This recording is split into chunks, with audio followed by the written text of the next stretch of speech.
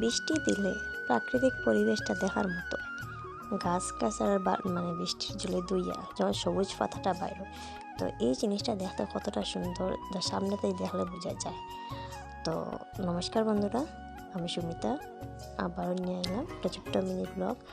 আর এই ব্লগটা হইলো 12 এপ্রিলর, মানে শনিবার। আর শনিবার সকালে ঘুম থেকে উঠিয়ে দেখি বেতালা বৃষ্টি দিছে। আমি তো টেরও পাইছি না, ঘুম থেকে উঠে শুধু দেখি ভিজা।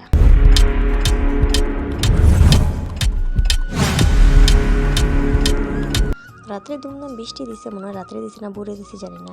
তাই ঘুম থেকে উঠতে উঠতে মনে হয় 7টা বাজে গেছে। যেহেতু মনার স্কুল এখন নাই, তো উঠে দেখি আমার ছোটো ছেলে প্রায় বাসনও ধরলিছে, ঘরও মুছি লেছে। তো আমি উঠে খালি উঠানটা ঝাড়ু দিলাম। তো এই কারণে দেখো বৃষ্টি, মানে আমি সানটান করে যখন উপরে গেছি, উপরে গেতে কি মানে গাছ গাছার এটা বিছিয়া, মানে এটা সুন্দর লাগে, এটা কইয়া লাভ নাই। আর এমনি মানে বৃষ্টি আমার ভালো লাগে না, কিন্তু আমার ভালো লাগা দিয়ে খারাপ লাগা দিয়ে খেতে হইতো। বৃষ্টি তো দরকারি, বৃষ্টি না দিলে গাছে ফল ধরবো না। আর নতুন নতুন মানে মানুষের এখন সেরাউরা লাগাইবার সময় জিঙ্গা লাগাইবো, রামাইশ লাগাইবো, এটা তো দরকার নেই। আমার এখনো ভালো খারাপ এটা কিচ্ছু না। তো আমরা বাড়িতে দেখো কত রকমের ফলের গাছ আছে, বাসা বাড়ি উঠে কিতে হয়েছে। তারপরে সানটান হলে ছাদকে নামে, ছাদকে দেখি মানে উপরে ছাদের উপর পুরো জলেই জল।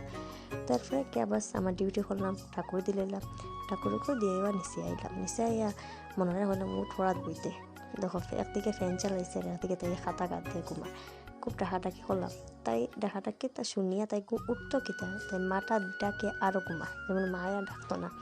তারপর রান্না বাড়া শুরু করতে না হতে দেখো রোদও উঠে গেছে। আর এখানে আমার শাশুড়ি মায়ের কিতাকিতির বীজ লইয়া বাড়িতে নাইন লাগাইতা। আর এরপরে দেখো থোয়াল করে খাওয়া দাওয়া হইলো। এরপরে আমার মনারে আমার লাগাবাড়ি মাসি আসেন সজনার পাতা দিছো না, এটা আমরা বড়া খাই সজনার পাতা। তাই হলাম তুমি ওটা একটু মানে বাঁচিয়া রাখ, দুপুরে সেটা বড়া করবো। তাই করতে না করতে আমার দেওয়ারের ছেলেও আইগুলো, শিবাও আইগুলো। তো হেও বইছে, হে বইয়া কেউ খাম আটাই, তো হে খাম বাড়ার এখানে বাবাও বাদ। পরে সারাদিন খাওয়া দাওয়া মানে কাজটা শেষ করে চান্না করে দুপুর করে খাওয়া দাওয়া হলাম। এরপরে আবার কর্তামশাই এখন ছিল রিডাকশন শেষ হয়ে যায়, একটু রিডাকশন হয়ে যায়। আর মনার কিছু নোটসও আনার আসলো, খাতা উতা আনার আসলো। তো আর না করলাম না, 4:30 নাগাদ মানে বার হয়ে গেলাম রিডাকশনে কিতা যেতে ভাবলাম সুন্দর করে ব্লগ ভিডিও করবো। বাপ রে বাপ, মানুষের ঠেলায় মোবাইলটা আর ব্যাগে ঢুকে রাখেছে, কই খাম নাই কোন দিকে মোবাইলটা পড়বো, আর আমার আরও 12 বাজে যাইব। তারপরে টুকটাক কেনাকাটা করলাম। এরপরে গেলাম কি তুলাফটিত, আমার একটু মানে সাহা কেনার আসলো। যেখানে গিয়া দেখো নরসিংহ মন্দিরের যে পূজা উজা ভাবছিলাম ঢুকমো, কিন্তু এটা ঠেলা দেখায় আর ঢুকার সাহস করছি না।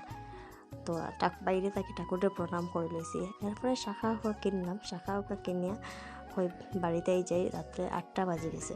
তো আজকের ব্লগটাই এই পর্যন্ত। কীরকম লাগলো আমার এই ব্লগটা একটু কমেন্ট করে কইও।